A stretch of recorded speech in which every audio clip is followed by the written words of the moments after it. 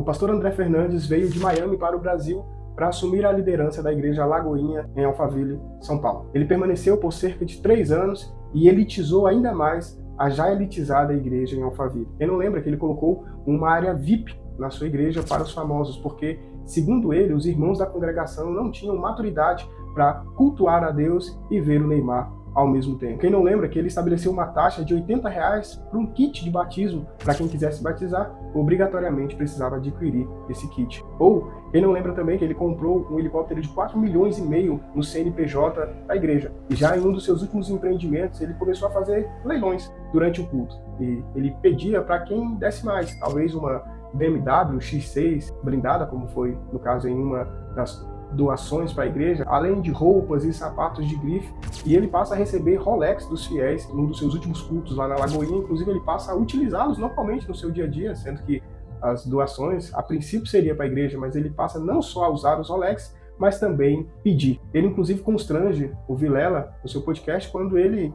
pede ao vivo lá no podcast para quem quisesse doar Rolex para ele, que ele estava recebendo. O Vilela, inclusive, se constrange, diz que para ele não precisa doar nada porque ele não gosta de Rolex, enfim. Olha só que exemplo, né? E eu aqui com meu reloginho da Shein. Tudo estava indo bem nos negócios aqui no Brasil, no empreendimento do André, até que o outro André soube do surto megalomaníaco que o André Fernandes estava tendo aqui no Brasil. Em 25 de agosto, o André Valadão vem e desapossa o André Fernandes do cargo de pastor sênior da igreja Lagoinha. E aqui eu estou resumindo para vocês. A saída da liderança do pastor André Fernandes da Lagoinha Alphaville foi repentina e surpreendente. E essa saída foi descrita como uma liberação e não como um rompimento. Por que eles declararam isso? Porque eles pensam que você é tapado e não soube dos escândalos. O pastor André Fernandes foi otimista ao sair da Lagoinha e afirmou que, a partir de então, ele seria um evangelista, um missionário para o mundo. Mas logo esse desejo pareceu uma insanidade ao lembrar do luxo de Alphaville e das oportunidades de lucro da Grande São Paulo. E então, em menos de 3 meses, vem um insight de adoração, Celeiro Worship, que basicamente é um culto online onde o André Fernandes transmitiu pelo seu canal do YouTube. Vamos ver um pouquinho? Ficar de agradecer, né?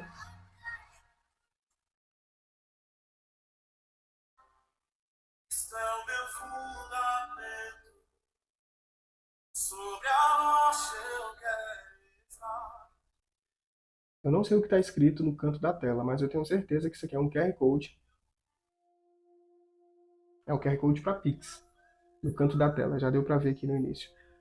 Já abre a live com um QR Code para doações e para Pix, né? E aí fica aquela coisa, né, cara? Parece que é só sobre dinheiro e não há uma prestação de contas para você que vai doar. A live, se eu não me engano, é mais de 1h40 com os ministros envolvendo as pessoas através da música, sabe? E música, cara, ela tem, assim, passa, seus neurotransmissores começam a inconscientemente te levar a tomar decisões, atitudes, como, por exemplo, você olhar para o QR Code e falar assim, cara, meu coração está movido a doar, meu coração está movido a ajudar. E tudo isso faz parte de uma estratégia de convencimento para fazer você doar. Esse peso de música, onde todo mundo fica nessa suposta atmosfera ali, gesticulando com o corpo, como se estivesse envolvido nessa presença. Eles sempre colocam esse nível, né, esse next level, para ficar mais worship, como costumam dizer, para que você doe, cara. Faz tudo parte de uma estratégia, igual os cultos na Igreja Universal do Reino de Deus. Certa vez, conversando com um colega, ele disse que o pastor não coloca uma arma na cabeça de ninguém. Falei, é óbvio que não, é uma estratégia psicológica. É só dizer que quanto você mais dá, Deus vai te devolver em dobro. É só dizer que se você ama a Deus, você vai dar o seu melhor, você vai dar tudo que você tem. Então, de certa forma,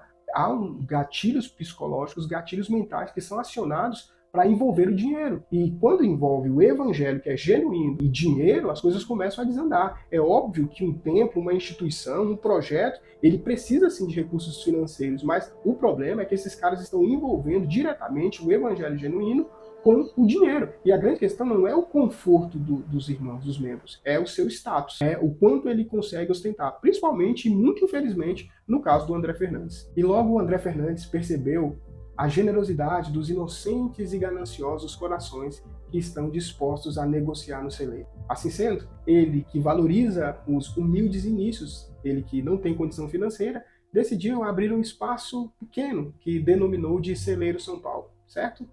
Não. A crise megalomaníaca voltou, mas dessa vez livre, desimpedida. sem o outro André Valadão para destroná-lo. Assim sendo, o André Fernandes está disposto a mostrar para o André que ele também pode construir um império. E esse império tem um pseudônimo de celeiro, um celeiro que está sendo levantado e construído na conta dos fiéis. É um celeiro para o mundo, disse o André Fernandes, mas antes do mundo receber algo desse celeiro, ele vai precisar enchê-lo. Aquilo que o Senhor vai fazer ainda, seremos milhões de pessoas tocadas ao redor das nações. Eu quero te fazer esse convite. Como eu posso participar, André, de vários focos? A gente precisa de tudo. A gente precisa de drywall, a gente precisa de tinta, a gente precisa de insumos, de pintura, a gente precisa de trabalhadores, a gente precisa de material de limpeza, de higiene, a gente precisa começar um kit do zero, a gente precisa de cadeiras, a gente precisa de sol, luz, LED. Irmão, é um celeiro para as nações, a estrutura é gigante, mas ela está vazia e a gente quer muito poder contar com você. É um celeiro para o mundo, segundo ele, mas é o mundo que vai precisar encher esse celeiro para ele distribuir. É muito bom, né? Eu me denomino pastor, quero abrir uma igreja, mas eu quero uma igreja grande, eu quero uma igreja gigantesca, de grandes proporções, determinadas cadeiras, eu quero drywall, eu quero pintar, eu quero não sei o quê, mas tudo isso vai ser feito na conta das pessoas. Hoje, infelizmente, a cara de pau está tão grande, não estou falando de todos os líderes, estou falando de líderes com essa natureza. Eles fazem primeiro, para depois começar a exigir das pessoas. O templo já está aberto. Agora as pessoas vão se virar para comprar tinta, para comprar cadeira, para montar drywall, para fazer não sei o quê. Por que não alugou um templo menor? Que ele mesmo pudesse inicialmente investir com a ajuda das demais pessoas para que eles pudessem levantar esse templo. Não, mas logo de cara já tem um templo gigantesco onde não tem nada, onde nas lives começa a pedir para as outras pessoas fazerem. É porque não tem a ver com a necessidade dos fiéis. Os fiéis, infelizmente, estão servindo como burros de carga, só para mostrar status para Lagoinha, na minha opinião. Essa grandeza toda é só para mostrar que não está por baixo, como infelizmente acontece em quase toda divisão pastoral, em quase todo racha de igreja. Infelizmente. Vamos dar uma olhadinha no perfil do Instagram do Celeiro São Paulo. Eu não sei qual dia que vai inaugurar, mas eu acho que já está próximo. Eles estão terminando os acabamentos, organizando as coisas, né? Inclusive teve um mutirão nesses últimos dias aí para a galera fazer o que estava pendente, né? Vamos dar uma olhadinha aqui na página. Sem o Senhor nada disso aqui existe, sem o Senhor nada disso André aqui Fernandes aqui orando, sem né? o Senhor nada disso aqui tem sentido, nada disso aqui tem como.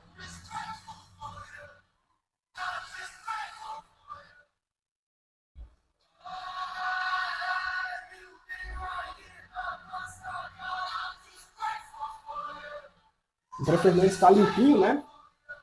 Acho que ele deve estar só fazendo a fiscalização da obra, né? Geralmente ele não vai se carregar caixa, se sujar. Enfim, ele é o cara que ora e a galera faz o resto, né?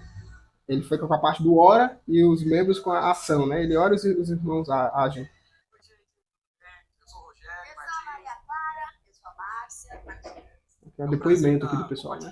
Nós tivemos a oportunidade de conhecer o templo, No o celeiro. novo celeiro, a casa de oração. Mas ontem elas estiveram lá, levaram comida para os meninos. Hoje nós estivemos lá, pintamos o centro, ajudando a tirar a água lá que estava toda Eu empoçada. ajudei a pintar a parede. Ela pintou o cabelo pintei a parede também. da sala. Foi maravilhoso. Quando você entra lá, você já sente que é um ambiente que está cheio das bênçãos de Deus. É maravilhoso lá. Já me senti em casa. E é isso, a gente abençoa bastante vocês, né? Todos vocês têm participado, junto com o André.